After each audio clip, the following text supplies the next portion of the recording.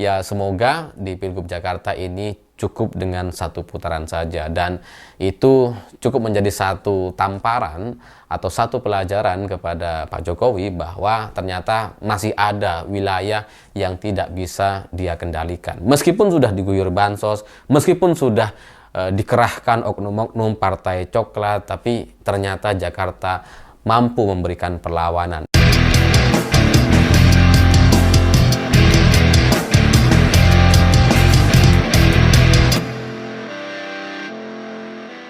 Selamat malam semuanya. Pilkada 2024 ini bisa dibilang adalah kloningan dari Pilpres 2024 lalu, karena cara-caranya, gaya dan polanya ini persis sekali. Mulai dari pengerahan oknum-oknum, pengerahan kepala desa, terus kemudian terjadi banjir bansos di mana-mana gitu kan.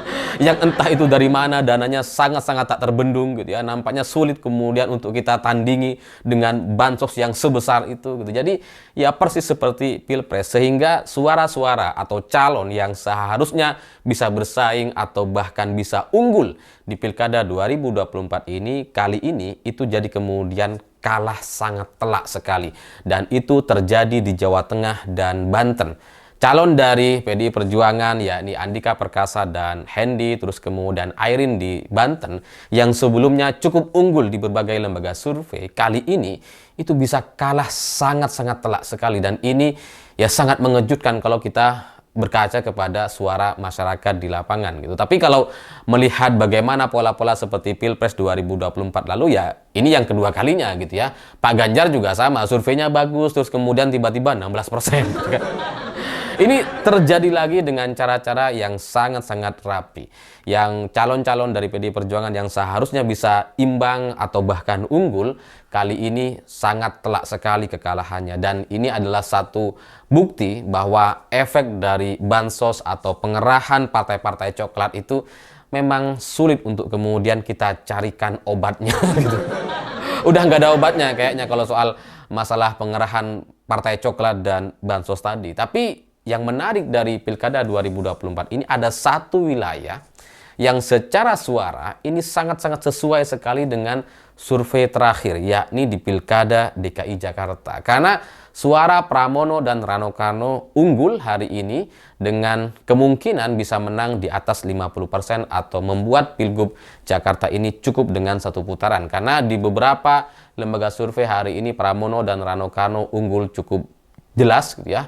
Seperti hampir sekali mendekati 50%, ada selisih 0,3-0,4% gitu ya. Bahkan di beberapa lembaga survei sudah di atas 50%, tapi ya kita lihat nanti ini apakah akan membuat Pilgub Jakarta ini satu putaran atau dipaksa dua putaran. Tapi kalau melihat bagaimana Pilkada 2024 yang terjadi di Banten dan Jawa Tengah, nampaknya Pilgub Jakarta ini akan dipaksa untuk dua putaran gitu ya. Kalau melihat dari bagaimana pergerakan-pergerakan partai coklat dan bansos di Jawa Tengah dan Banten. Tapi ya tetap saja itu masih soal nanti. Hari ini dengan data yang sudah ada yang kemudian mengunggulkan Pramono dan Rano Karno hampir 50% atau di atas, di ambang 50%, bagi saya ini sudah cukup untuk kemudian memberikan satu pelajaran kepada Pak Jokowi dan partai coklatnya bahwa masyarakat Jakarta hari ini memberikan perlawanan gitu. Jadi yang sebelumnya kan Pak Jokowi sangat yakin gitu ya, sangat pede sekali ini bisa 58%. Itu kayaknya hampir terjadi gitu ya.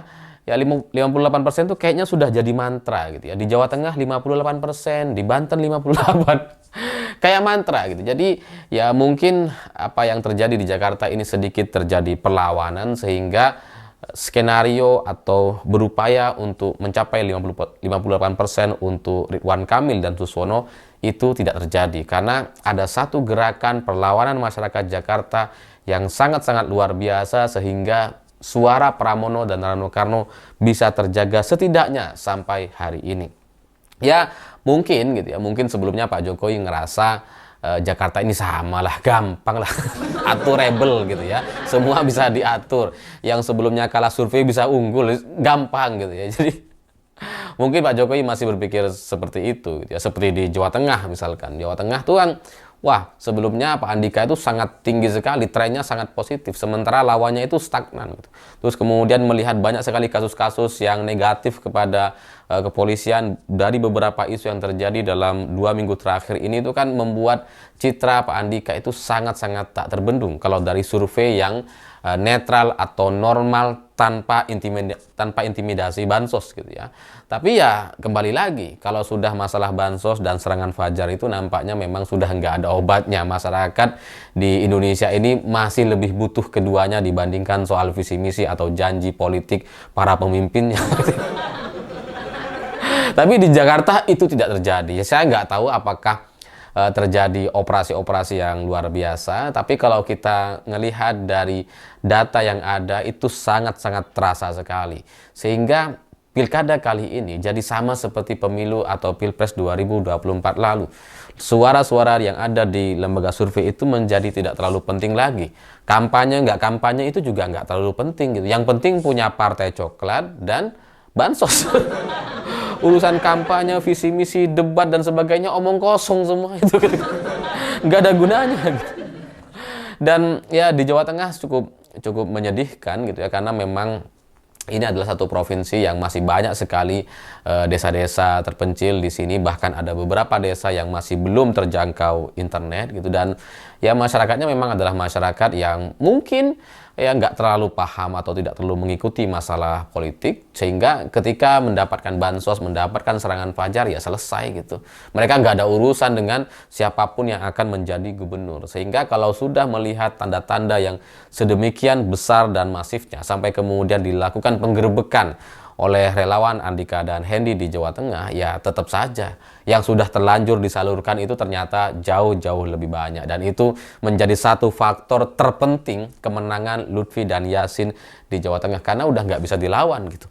Kalau kita mau ngelawan berdasarkan kemampuan pribadi dan pribadi, kalau ini murni hanya menggunakan uang atau logistik yang dimiliki oleh partai, oleh perorangan atau calon gubernur masing-masing, maka mungkin masih akan ada persaingan yang cukup sengit. Masih ketat lah gitu ya kalau misalkan hanya menggunakan dana-dana yang resmi. Tapi kalau dana-dana yang dikucurkan untuk bansos di mana-mana dalam beberapa hari terakhir ini, memang itu sudah sulit untuk kemudian kita lawan, karena jumlahnya tak terbatas dan kita nggak tahu itu dari mana, uang dari mana, sumbernya dari mana, kita juga nggak ngerti gitu. Sehingga kalau kita diberikan satu informasi bahwa terjadi pengerahan bansos seperti ini, ya udah, mau ngapain lagi? Seperti kata Bu Risma, ya mau ngapain lagi, kita nggak bisa ngimbangi.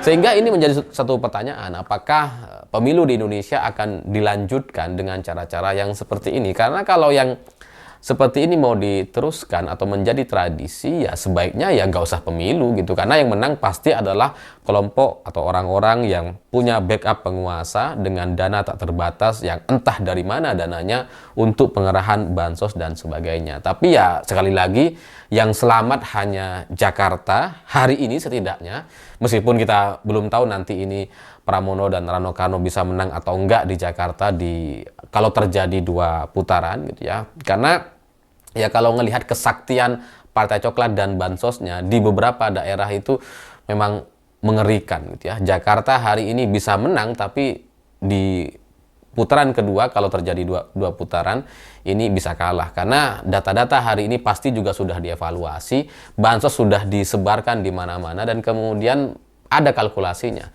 di wilayah-wilayah mana saja yang yang suaranya itu tidak signifikan, misalkan yang sudah digusur bansos ternyata nggak menarik perhatian atau tidak bertambah atau penambahannya itu nggak signifikan. Nah, itu bisa dievaluasi dan kemudian dijadikan satu persiapan untuk menghadapi putaran kedua. Dan kalau terjadi 2 putaran, ya rasanya sulit lah Pramono dan Rano Karno bisa menang gitu ya, kecuali ada ada faktor-faktor yang lain, seperti misalkan Suswono tiba-tiba dikasuskan, ya itu nggak ngerti lah, ya mungkin Pramono bisa menang gitu. Tapi kan kalau ngelihat dari beberapa hari terakhir ini setelah pernyataan Suswono yang sangat menghina atau melecehkan itu, kayaknya belum ada panggilan atau orang-orang yang memproses secara jelas dan secara tepat terkait kasus yang sudah dilakukan oleh Suswono.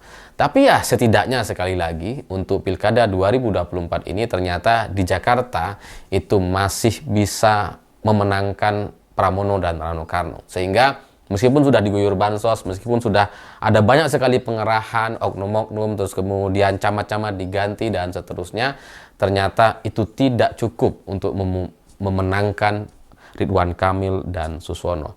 Tapi ya semoga saya sebagai masyarakat ya semoga Pilkada Jakarta cukup 1 putaran saja supaya ini cepat selesai dan kita cepat berpikir soal masalah negara dan masalah kita semua, masalah sosial masyarakat yang masih banyak sekali yang perlu diperhatikan. Karena kalau mau 2 putaran ya kita akan ya kampanye lagi dan kemudian akan menunda banyak sekali program-program atau fokus dan perhatian dari pemerintahan yang baru. Karena seperti sekarang kalau kita lihat menteri-menteri memang sudah dilantik, tapi apa yang mereka lakukan nggak tahu gitu ya, kayak nggak ada apa-apa. Tapi ya semoga di Pilgub Jakarta ini cukup dengan 1 putaran saja, dan itu cukup menjadi satu tamparan atau satu pelajaran kepada Pak Jokowi bahwa ternyata masih ada wilayah yang tidak bisa dia kendalikan. Meskipun sudah diguyur bansos, meskipun sudah dikerahkan oknum-oknum partai coklat, tapi ternyata Jakarta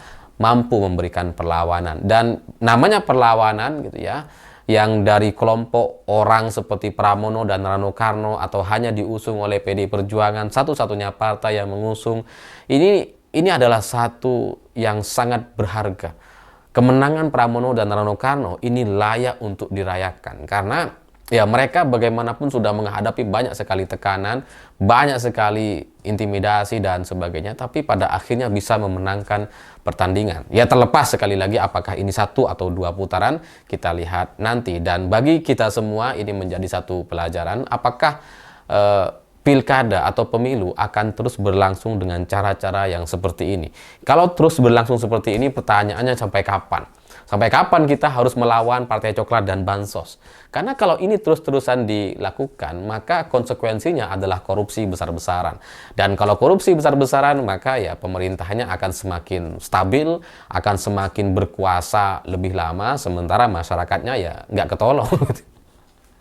Ya, tapi pada akhirnya itu kembali kepada masyarakat. Memang masyarakat kita di kelompok menengah bawah itu adalah masyarakat mayoritas yang tidak terlalu peduli dengan aturan dan kebijakan-kebijakan pemerintah, yang tidak terlalu mendapatkan dampak atau efek dari kebijakan atau keputusan pemerintah, karena pada akhirnya mereka lah yang paling menikmati bansos atau segala bantuan yang dicanangkan oleh pemerintah. Sehingga ya ini memang menjadi sangat berat sekali gitu ya pemilu kita kali ini. Tapi ya semoga Jakarta masih bisa diselamatkan. Saya pikir itu. Terima kasih sudah menonton. Begitulah kura-kura.